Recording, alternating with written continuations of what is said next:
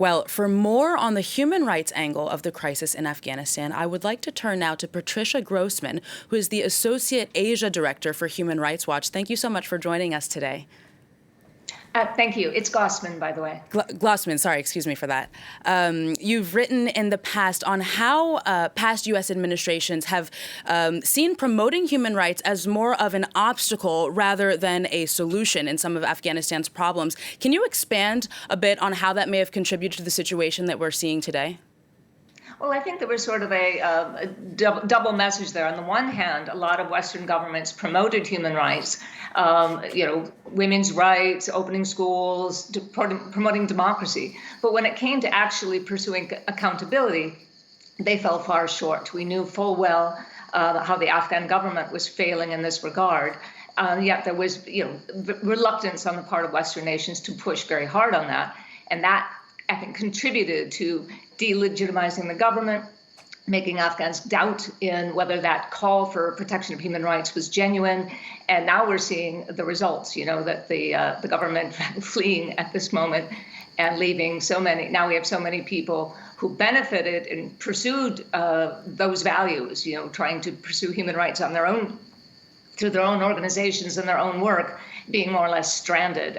Scenes at the Kabul airport are, exemplary of this. And Patricia, the Taliban has been making gains now for several weeks. They swept through rural areas well before they took control of these larger cities and, of course, before arriving in the capital. What has life been like in those rural areas over the past several weeks and months with respect to human rights issues? And could that be a preview of what may be to come on a more national level? Yes, I think to clarify, the Taliban have been making gains ever since NATO withdrew in 2014, steady gains since 2015. So, yes, things accelerated very much in the past several months, but it would be wrong to say that they just took most of the country in a few weeks. We have done reports on what human rights conditions have been like in Taliban-held areas.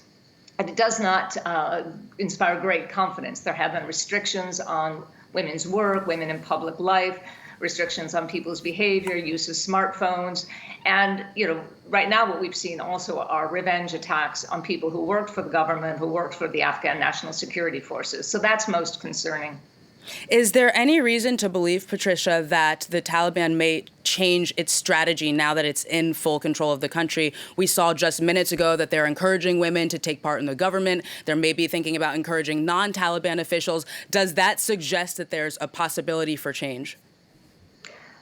Well, those are hopeful messages, but what we're seeing in terms of their behavior in many cities still speaks to this other kind of approach. We saw women being told to go home from jobs in banks and from universities. So one of the things that we discovered in our research is an inconsistency in their approach depending on what part of the country we're talking about. Some commanders are very, very strict in what they impose on people. Others seem to be somewhat more lenient. So whether the officials in Kabul will try to have a more generous approach really remains to be seen.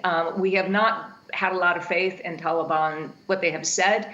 I look more to what they have done. And so far, they have a long way to go.